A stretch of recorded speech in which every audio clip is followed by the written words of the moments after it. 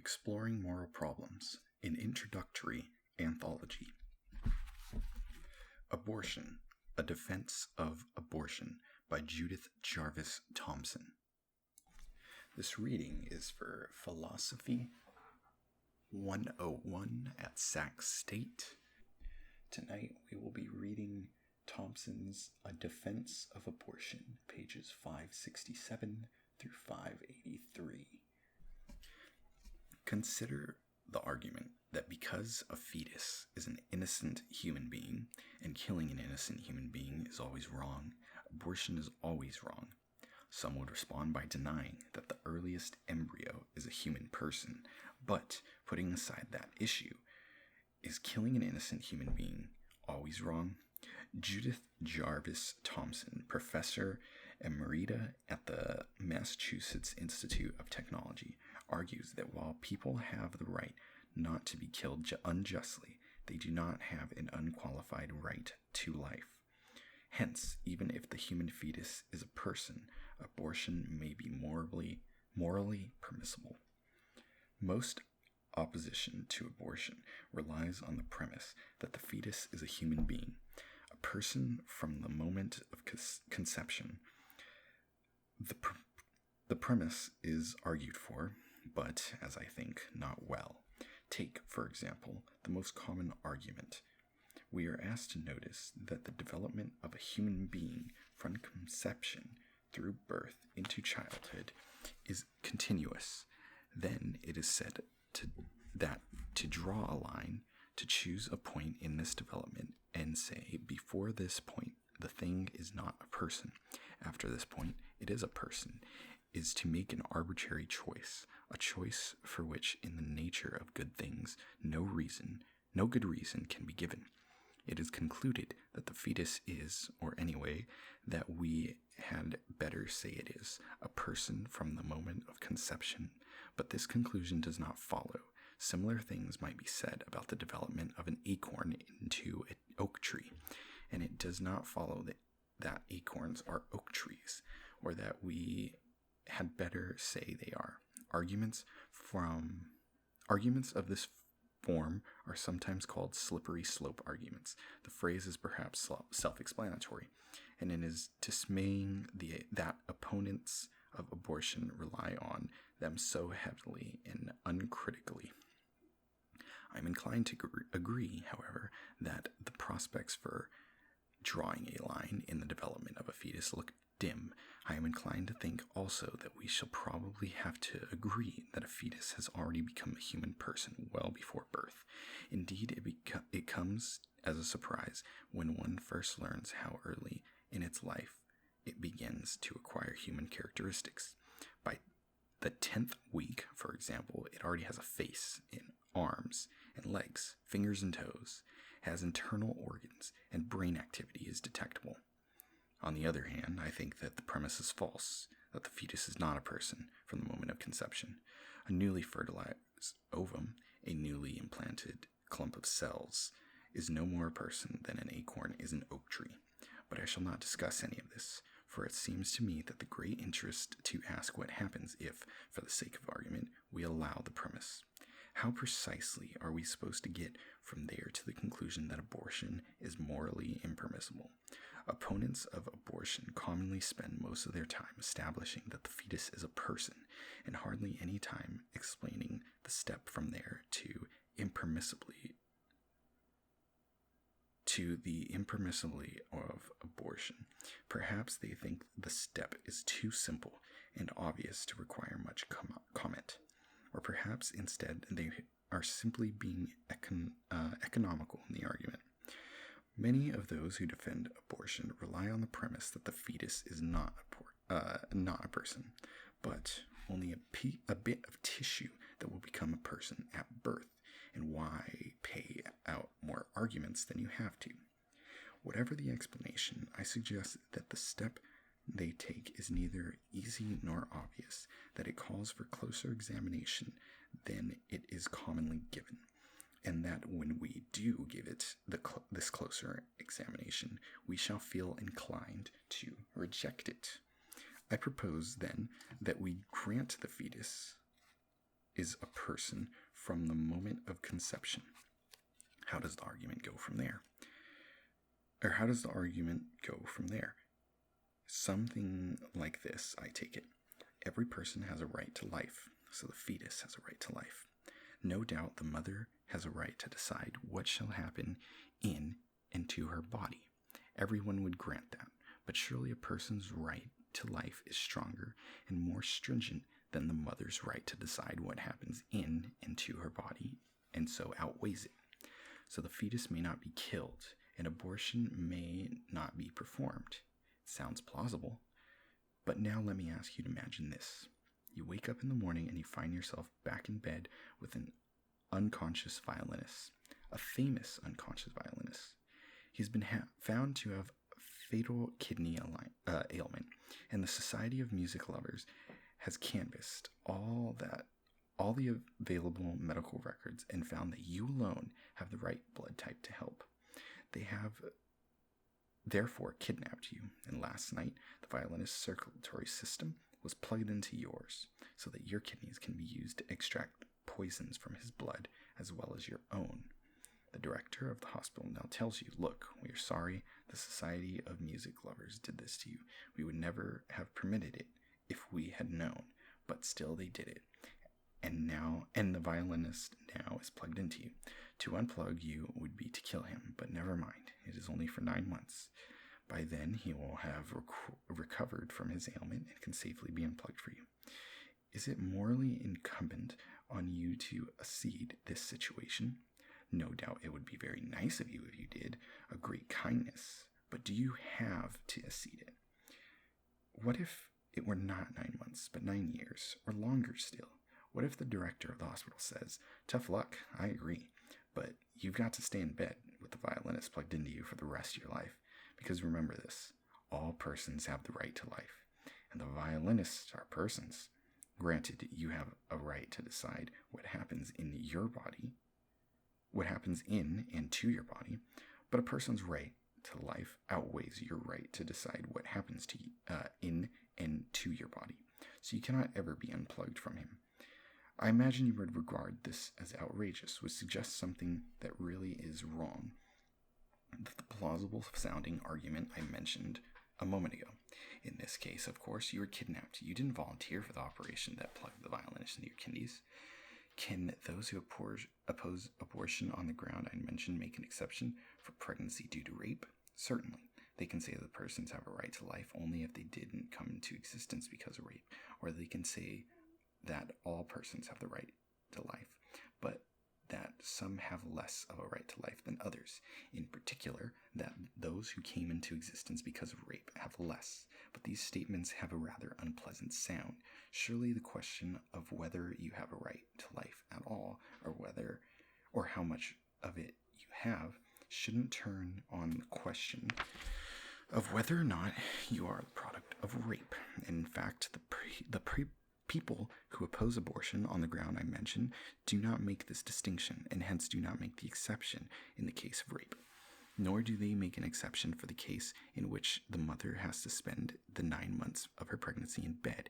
They would agree that that would be a great pity and hard on the mother, but all the same, all persons have the right to life. The fetus is a person, and so on. I suspect that, in fact, that they would not make an exception for a case in which, miraculously enough, the pregnancy went on for 9 years, or even the rest of the mother's life. Some won't even make it an exception for a case in which continuation of the pregnancy is likely to shorten the mother's life. They regard abortion as impermissible, even to save the mother's life. Such cases are nowadays very rare, and many opponents of abortion do not accept this extreme view.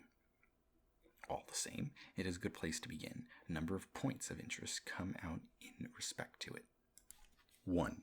Let us call the view that abortion is impermissible, even to save the mother's life, the extreme view. I want to suggest that first, it does not issue from the argument I mentioned earlier without the addition of some fairly powerful premise. Suppose a woman has become pregnant and now learns that she has cardiac condition such that she will die if she carries the baby to term. What may be done for her? The fetus, being a person, has a right to life, but as the mother is a person too, so she has a right to life. Presumably, they have an equal right to life. How is it supposed to come out that an abortion may not be performed?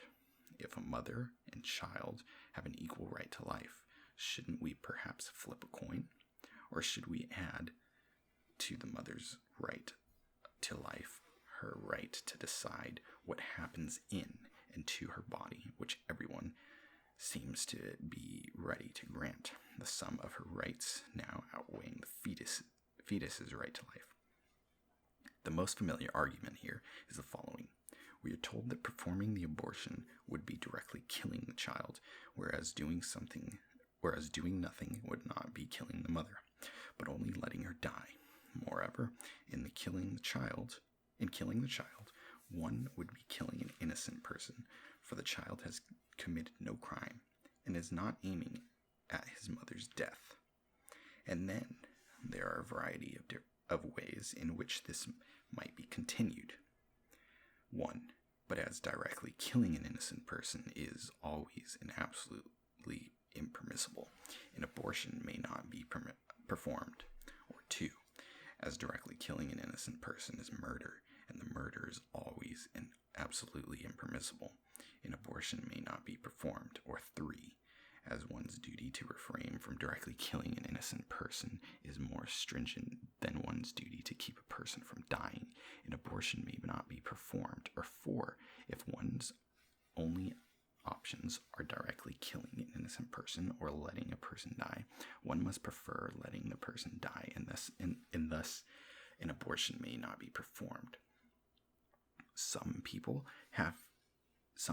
seem to have thought that these are not further premises which must be added if the conclusion is to be reached, but that they follow from the very fact that an innocent person has a right to life.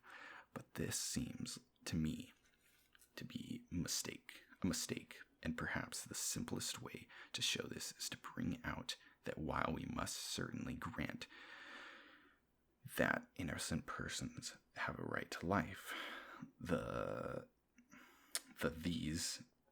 thesis in 1 through 4 are all false. Take 2, for example.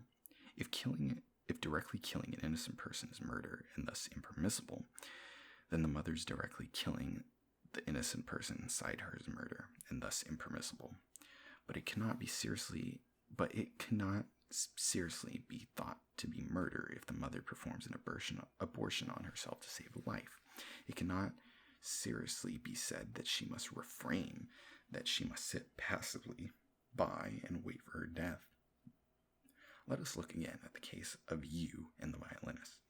There you are, in bed with the violinist, and the director of the hospital says to you, "It's all most distressing, and I deeply sympathize, but you see this is putting an additional strain on your kidneys, and you'll be dead within the month, but you have to stay where you are all the same, because unplugging you would be directly killing an innocent violinist, and that's murder, and that's impermissible.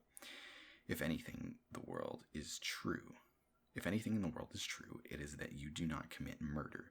You do not do what is impermissible.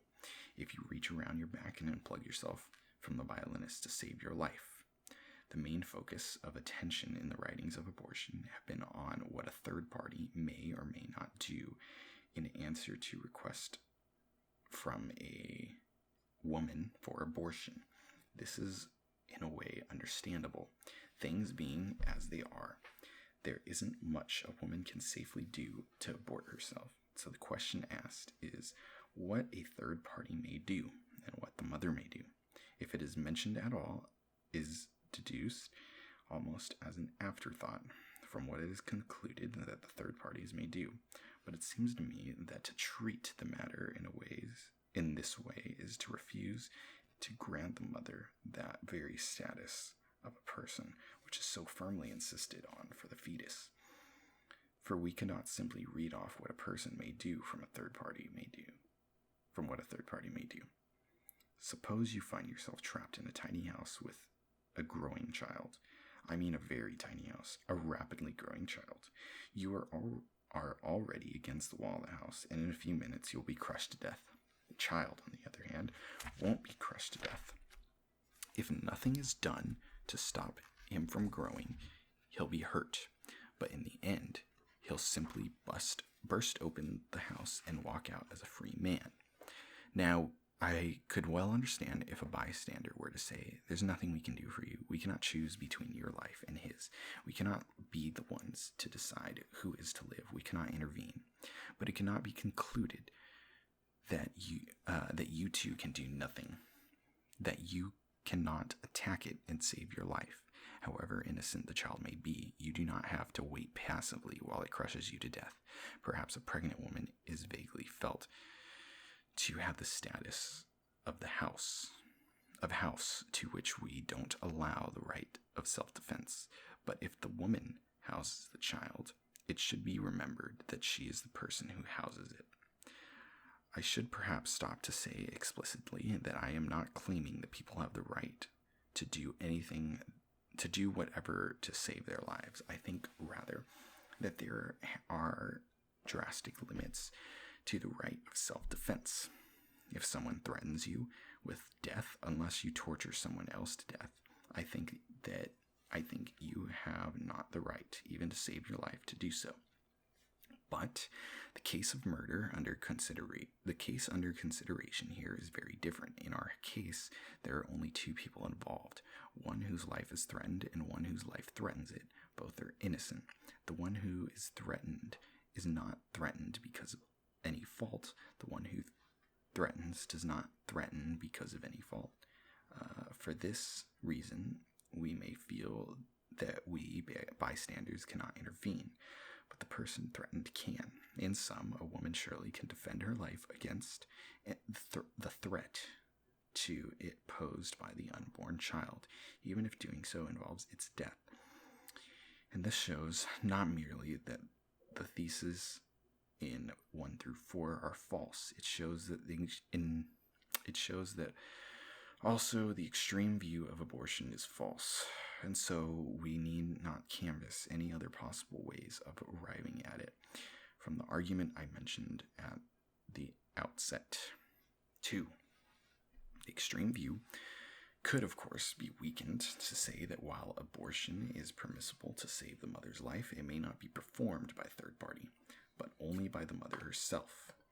But this cannot be right either, for what we have to keep in mind is that the mother and her unborn child are not like two tenants in a small house, which has, by an unfortunate mistake, have been rented out to both. The mother owns the house. The fact that she does adds to the offensiveness of deducing that the mother can do nothing from the supposition that third parties can do nothing. But it does more than this. It casts a bright light on the supposition that third parties can do nothing. Certainly, it lets us see that the third party who says, "I cannot choose between you," is fooling himself if he thinks this is impartiality. Sure. If Jones has found and fastened on a certain coat which he needs to keep him from freezing, but which Sam also needs to keep him from freezing, then it is not impartiality that says, "I cannot choose between you," when Smith owns the coat. Women have said again and again, "This body is my body," and they have the reasons to feel angry, reason to feel that it has been like shouting into the wind. Smith, after all, is hardly likely to bless us if we say anything. If we say to him, "Of course it's your coat," anybody would grant that it is, but no one may choose between you and Jones who is to have it. We should really ask what it is that says no one may choose in the face of the fact that the body that houses the child is the mother's body. It may be simply a failure to appreciate this fact, but it may have something more interesting, namely the sense that one has a right to refuse to lay hands on people, even where it would be just and fair to do so, even where the justice seems to require that somebody do so. Thus, justice might call for somebody to get Smith's coat back from Jones, and yet you have the right to refuse to be the one to lay hands on Jones, a right to refuse to do physical violence to him. This, I think, must be granted. But then what should be said is not no one may choose, but only I cannot choose. And indeed, not even this, but I will not act, leaving it open that somebody else can or should, and in particular that anyone in the position of authority with the job of securing people's rights both can and should. So this is no difficulty. I have not been arguing that any given third party must accede to the mother's request that he perform an abortion to save her life, but only that he may. I suppose that in some views of human life, the mother's body is only on loan to her, the loan not being one which gives her any priority to claim to it. One who held this view might well think it is impartiality to say I cannot choose, but I shall simply ignore this possibility.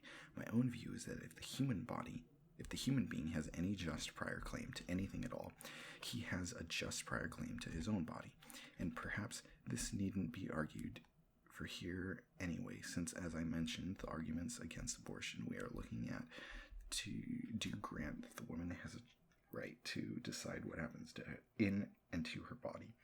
But although they do grant it, I've tried to show that they do not take seriously what is done in granting it. I suggest that the same thing will reappear even more clearly when we turn away from the case in which the mother's life is at stake and attend, as I propose we do now, to vastly more common cases in which a woman wants an abortion for some less weighty reason than preserving her own life. 3. Where the mother's life is not at stake. The argument I mentioned at the outset may have much stronger pull. Everyone has a right to life, so the unborn person has a right to life. And isn't the child's right to life weightier than anything other than the mother's own right to life, which she might put forward as the ground for an abortion? This argument treats the right to life as if it were unproblematic. It is not, and this seems to me to be precisely the source of the mistake. For we should now, at long last, ask what it comes to have the right to life. In some views, having the right to life includes having a right to be given at least the bare minimum one needs for continued life. But suppose that, in fact, is the bare minimum a man needs for continued life is something that he has no right at all to be given. If I am sick unto death, and the only thing that will save my life is the touch of Henry Fonda's cool hand on my fevered brow, then all the same, I have no right to be giving the touch of Henry Fonda's cool hand on my fevered brow. It would be frightfully nice of him to fly in from the West Coast to provide it. It would be less nice, though, no doubt, well meant, if my friends flew out to the West Coast and carried Henry Fonda back with them. But I have no right at all against anybody that he should do this for me. Or again, to return to the story I told earlier, the fact that for continued life, that the violinist needs the continued use of your kidneys does not establish that he has the right to be given the continued right of your kidneys. He certainly has no right against you that you should give him continued use of your kidneys, for anybody has the right to use your kidneys unless you give him such a right. For nobody has the right to use your kidneys unless you give him such a right, and nobody has the right against you that you shall give him the right. If you do not allow him to go on using your kidneys, this is a kindness on your part, and not something you can claim or from you as his due, nor has he any right against anybody else that they should give him continued use of your kidneys. Certainly, he has no right against the society of music lovers that they plug him into you in the first place. And if you now start to unplug yourself, having learned that you will otherwise have to spend 9 years in bed with him, there is nobody in the world who must try to prevent you in order to see to it that he is given something he has the right to be given. Some people are rather stricter about the right to life. In their view, it does not include the right to be given anything, but amounts to and only to the right not to be killed by anybody. But here, a related difficulty arises. If everybody is to refrain from killing that violinist, then everybody must refrain from doing a great many of different sorts of things. Everyone must be refrained from slitting his throat. Everyone must be refrained from shooting him, and everyone must refrain from unplugging you from him. But does he have the right against everybody that they shall refrain from unplugging you from him? To refrain from doing this is to allow him to continue to use your kidneys. It can be argued that he has the right against us, and we should allow him to continue to use your kidneys. That is, while he has no right against us, that we should give him the use of your kidneys.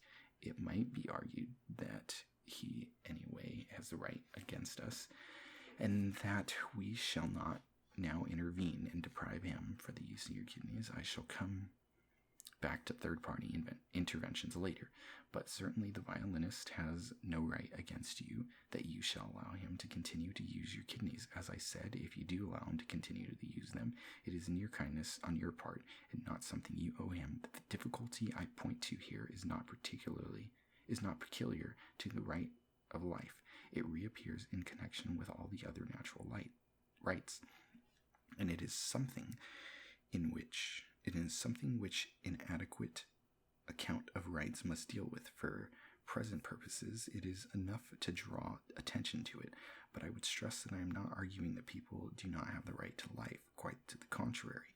It seems to me that the primary control we must place on the acceptability of an account of rights, that it should turn out in that account to be true, and to be a truth that all persons have the right to life. I am arguing only that having the right to life does not guarantee having either right to be given the use of or a right to be allowed continued use of another person's body, even if one needs it for life itself. So the right to life will not serve the opponents of abortion. It is a very simple and clear way in which they seem to have thought it would. There is another way to bring out the difficulty. In the most ordinary sort of case, to deprive someone of what he has a right to do is treat him unjustly. Suppose a boy and his small brother are jointly given a box of chocolates for Christmas. If the older boy takes the box and refuses to give it to his brother of any of the chocolates, he is unjust to him. For the brother has been given the right to half of them. But suppose that, having learned that otherwise it means 9 years in bed with the violinist, you unplug yourself from him. You surely are not just being unjust to him, for you gave him no right to use your kidneys, and no one else can have given him any such right. But we have noticed that in unplugging yourself, you are killing him. A violinist, just like everybody else, have a right to life, and thus, in the view we were considering just now, the right not to be killed. So here you do what he supposedly has a right you shall not do, but you do not act unjustly to him in doing it. The emendation which may be made at this point is, the right to life consists not in the right nor to be killed, but rather in the right not to be killed unjustly. This runs a risk of circularity, but never mind. It would enable us to square the fact that the violinist has a right to life with the fact that you do not act unjustly towards him in unplugging yourself, thereby killing him. For if you do not kill him unjustly, you do not violate his right to life. And so it is no wonder you do him no injustice. But this emendation is accepted. The gap in the argument against abortion stares us plainly in the face. It is by no means enough to show that the fetus is a person and to remind us all that all persons have the right to life. We need to be shown also that killing the fetus violates its right to life. The abortion is unjust killing, isn't it? And is it? I suppose we may take it as a datum that in the case of pregnancy due to rape, mother has not given the unborn person a right to the use of her body for food and shelter. Indeed, it is what pregnancy could it be supposed that the mother has given the person such a right? It is not as if there were unborn persons drifting through our world to a woman who wants a child says, "I invite you in." But it might be argued that there are other ways one can have acquired a right to the use of another person's body than by having been invited to use it by that person. Suppose a woman voluntarily indulges in intercourse, knowing of the chance that it will issue in a pregnancy, and then does become pregnant. Is she not in part responsible for the presence, in fact, the very existence of the unborn child inside her? No doubt she did not invite it in, but doesn't her partial responsibility for its being there give itself a right to the use of her body? If so, then her aborting it would more be like the boys taking away the chocolates, and less like unplugging yourself from the violinist. Doing so would be depriving of it what it does have a right to do, and thus would be doing it in injustice. And then, too, it might be asked whether or not she can kill it, even to save her own life. If she voluntarily called it into existence, how can she now kill it, even in self-defense? The first thing to be said about this is that it is something new. Opponents of abortion have been so concerned to make out the independence of the fetus in order to establish that it has a right to life, just as a mother does, that they have tended to overlook the possible support they might gain from making out that the fetus is dependent on the mother, in order to establish that she has a special kind of responsibility for it, a responsibility that gives her the rights against her, which are not possessed by any independent person, such as an ailing violinist who is a stranger to her. On the other hand, this is an argument that gives the unborn person a right to its mother's body only if the pregnancy resulted from a voluntary act, undertaken in full knowledge that the chance of pregnancy might result from it. It would leave out entirely the unborn person whose existence is due to rape. Pending the availability of some further argument, then we would be left with the conclusion that unborn persons whose existence is due to rape have no right to the use of their mother's bodies, and thus that aborting them is not depriving them of anything that they have a right to, and hence is not unjust killing. And we should also notice that it is not at all plain that the argument really does even go as far as it purports to. For there are cases and the details make a difference. If the room is stuffy and I therefore open a window to air it out and a burglar climbs in, it would be absurd to say, well, now he can say she's given him the right to the use of her house, for she is partially responsible. It is for his presence there, having voluntarily done what enabled him to get in full knowledge that there are such things as burglars, and that burglars burgle. It would be still more absurd to say this if I had bars installed outside my windows to precisely prevent burglars from getting in, and the burglar got in the house because of a defect in the bars. It would remain equally absurd if we imagined it is not a burglar who climbs in, but an innocent person who blunders or falls in. Again, suppose it were like this. People's seeds drift about in the air like pollen, and if you open your windows, one might drift and take root in your carburetor upholstery. You don't want children, so you fix up your windows with fine mesh screens, and the very best you can buy. As can happen, however, on very rare occasions does happen, the screen is defective and the seed drifts and takes root. Does a person plant who now develops have a right to use your house? Surely not, despite the fact that you voluntarily open your windows. You knowingly kept carpets and unupholstered furniture, and you knew that screens were sometimes defective. Someone may argue that you are responsible for its rooting. that it does not have a right to your house because, after all, you could have lived out your life with bare floors and furniture or sealed windows and doors, but this won't do for... By the same token, anyone can avoid a pregnancy due to rape by having hysterectomy or in any way never leaving home without a reliable army. It seems to me that the argument we are looking at can establish at most that there are some cases in which an unborn person has the right to use the mother's body, and therefore in some cases which abortion is unjust killing. There is room for much discussion and arguments as to precisely which, if any, but I think we should sidestep the issue and leave it open. For at any rate, the argument certainly does not establish that all abortion is unjust killing. Oh, man, this is long. There's room yet for another argument here. However, we must surely grant that there may be cases which it would be morally incident to detach a person from your body at the cost of his life. Suppose you learn that the violinist needs is not 9 years of your life, but 1 hour. All you need to do is save his life, spend 1 hour in the bed with him. Suppose also letting him use your kidneys for that 1 hour would not affect your health in the slightest. Admittingly, you were kidnapped. Admittingly, you do not give any person to plug into you. Nevertheless, it seems to me that you ought to let him use your kidneys for that hour. It would be indecent to refuse. Again, suppose pregnancy lasted about an hour and constituted to the threat to life or health, and suppose that a woman becomes pregnant as a result to rape. Admittingly, she did not voluntarily do anything to bring existence to the child. Admittingly, she did nothing at all which would give the person a right to use her body. All the same, it might be said, as well as a newly embedded violinist story, that she ought to allow it to remain for that hour. It would be indecent of her to refuse. Now, some people are inclined to use the term right in such a way that follows from the form...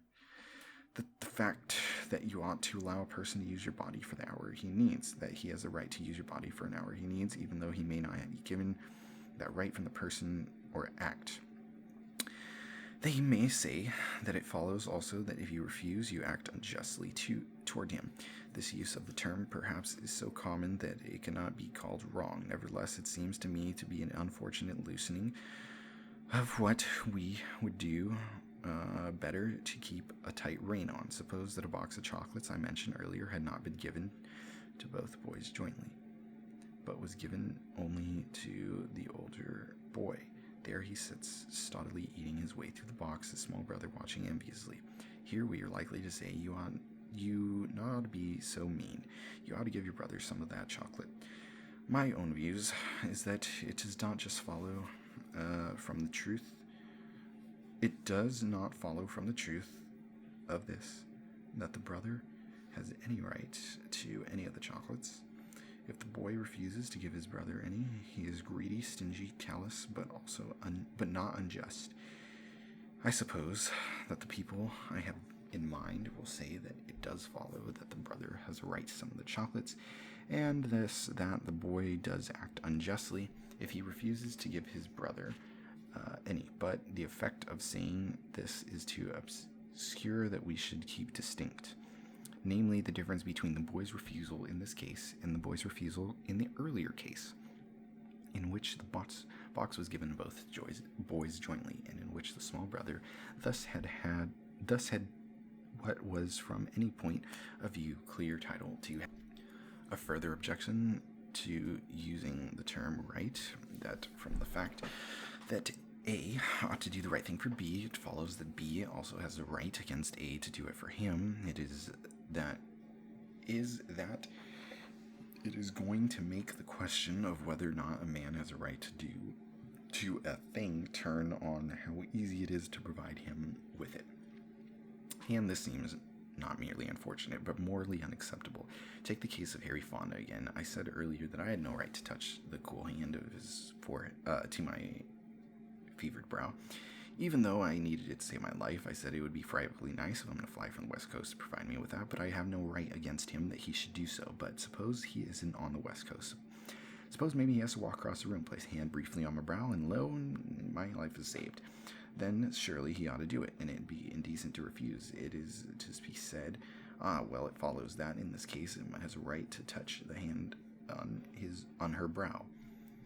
And so it would be injustice in him to refuse, so that I have a right to it when it is easy for him to provide it. Though no right when it is hard, it's rather a shocking idea that anyone's rights should fade away and disappear as it gets harder and harder according to them. My own view is that even though you ought to let the violinist use your kidneys for the 1 hour he needs, we should not concede that he has a right to do so. We should say that if you refuse, you are, like the boy who owns all the chocolates and will give none away, self-centered and callous, indecent, in fact, not unjust. And similarly, that even suppose a case in which a woman pregnant due to rape to allow an unborn person to leave your body for 1 hour he needs, we should not conclude that he has a right to do so. We should just conclude that she is self-centered, callous, indecent, and not unjust if she refuses. The complaints are not less grave. They are just different. However, there is no need to insist on the point. If anyone does not wish to deduce he has the right from you ought, then all same he must surely grant that there are cases in which it is not morally required of you that you allow a violinist to use your kidneys, and in which he does not have the right to use them, and in which you do not do him injustice if you refuse. And so, for the mother and unborn child, except such cases as unborn person has a right to demand it, and we are leaving open the possibility that there may be such cases, nobody is morally required to make large sacrifices of health and of all other interests and concerns, of all other duties and communication and commitments for 9 years or even 9 months in order to keep another person alive. 6. We have in fact to distinguish two different kinds of Samaritan. The Good Samaritan and what we might call the minimally decent Samaritan. The story of Good Samaritan, you will remember, goes like this. A certain man went down to Jerusalem to Jericho and fell amongst the thieves, which stripped him of his raiment and wounded him, and departed, leaving him half dead. And by chance there came down a certain priest on the way, and he saw him. He passed by on the other side, and likewise a Levite, who, when he was at the place, came and looked on him, looked on him and passed by on the other side. But certain Samaritan, as he journeyed, came where he was, and when he saw him, he had compassion on him. He went and bound his wounds, pouring oil and wine, and set him on his own beast, and brought him to an inn, and took care of him. And on the morrow, when he departed, took out 2 pence and gave them to the host, and said unto him, Take care of him, and whatsoever thou spendest more, when I come again, I will repay thee. Luke 10:30-35. The Good Samaritan went out of his way at some cost to himself to help one in need of it. We are not told what the options were, that is, whether or not the priest and the Levite could have helped by doing less than the Good Samaritan did.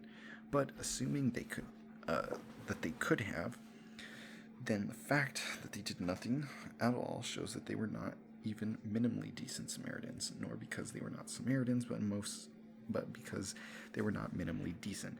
After telling the story of the Good Samaritan, Jesus said, Go and do thou likewise. Perhaps he meant that we are morally required to act as the Good Samaritan did. Perhaps he was urging people to do more than is morally required of them.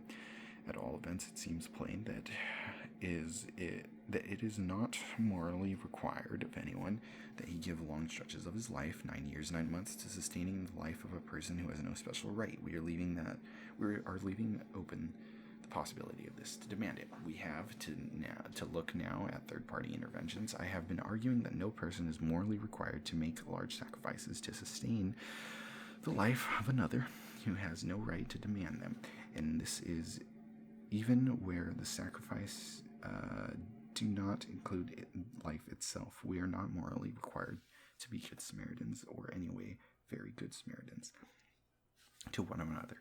But what if a man cannot extricate himself from such situation? What if he appeals to us to extricate him? It may seem to me plain that there are cases in which cases in which a Good Samaritan would extricate him. There you are. You were kidnapped and 9 years in bed. You're with a violinist lay ahead of you. You have your own life to lead. You're sorry, but it simply cannot be seen giving up so much of your life to the sustaining of his. You cannot extricate yourself and ask us to do so. I should have thought that in light of having no right to the use of your body, it is obvious that we do not have to accede to your being forced to give up so much. We can do that what you ask. There is no injustice for the violinist in doing so. 7. Following the lead of the opponents of abortion, I have throughout been speaking of the fetus merely as a person, and what I've been asking is whether or not the argument we began with, which proceeds only from the fetus being a person, really does establish its conclusions. I have argued that it does not, but of course there are arguments, and it may be said that I have simply fastened on the wrong one. It may be said that what is important in life is not merely the fact that the fetus is a person, but that it is a person for whom a woman has a special kind of responsibility, issuing from the fact that she is its mother. And it may be argued that all of my analogies are therefore irrelevant, for you do not have that special kind of responsibility for that violinist. Henry Fonda does not have that special kind of responsibility for me. I have, in effect, dealt briefly with the argument in section 4 above, but still briefer. Recapitulation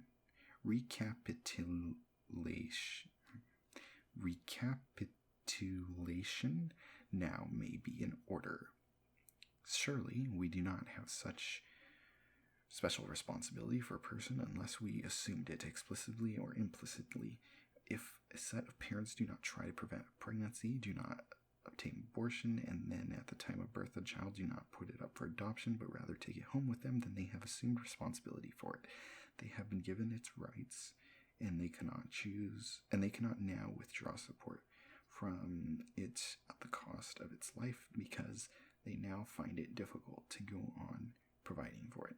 But if they have taken all reasonable precautions against having birth, they may not, simply by virtue of their biological relationship to the child who comes into existence, have a special responsibility for it. They may wish to assume responsibility for it, or wish not to. And I am suggesting that if assuming responsibility for it would require large sacrifices, they may refuse. Good Samaritan would not refuse, or anyway, a splendid Samaritan, if the sacrifices that had to be made were enormous. But then so would a good Samaritan assume the responsibility for the violinist, and so would Henry Fonda if he was a good Samaritan flying from the West Coast and assume my responsibility for me. 8. My argument will be found unsatisfactory on 2 counts by many of those who want to regard abortion as morally permissible. First, while I do argue that abortion is not impermissible, I do not argue that it is always permissible.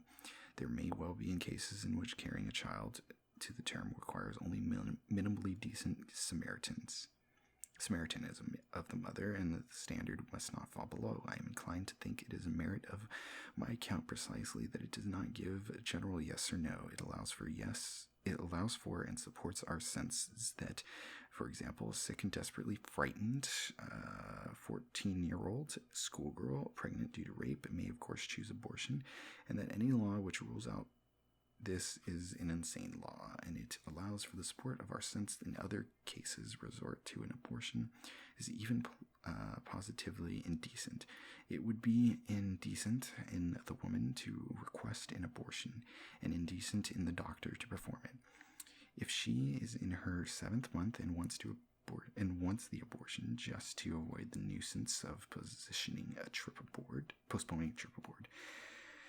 the very fact that the arguments I've been drawing attention to treat all cases of abortion, or even all cases of abortion in which the mother's life is not at stake, as morally on par, ought to have made them suspect at the outset. Secondly, while I am arguing for the permissibility of abortion in some cases, I'm not arguing for the right to secure the death of an unborn child. It is easy to confuse these two things in that up to a certain point in life of the fetus is not able to survive outside the mother's body. Hence, removing it from her body guarantees its death. But they're more importantly different. I have argued that you are not morally required to spend 9 months in bed sustaining the life of the violinist, but to say that this is no means to say that if when you unplug yourself there is a miracle and he survives, then you have a right to turn around and slit his throat. You may detach yourself even if this costs him his life. You have no right to be guaranteed his death by some other means. If unplugging yourself does not kill him, there are some people who will feel dissatisfied by this feature of my argument. A woman may be utterly devastated by the thought of a child a bit herself, put out for adoption and never seen or heard from again. She may therefore want not merely that the child be detached from her, but more, that it die. Some opponents of abortion are inclined to regard this as a benefit contempt, thereby showing insensitivity to what is surely a powerful source of despair. All the same, I agree that the desire for the child's death is not one which anybody may gratify should it turn out to be possible to detach the child alive. At this place, however, it should be remembered that we only have been pretending throughout that the fetus is a human being from the moment of conception. Very early abortion is surely not the killing of a person, and so it is not dealt with by anything I have said here.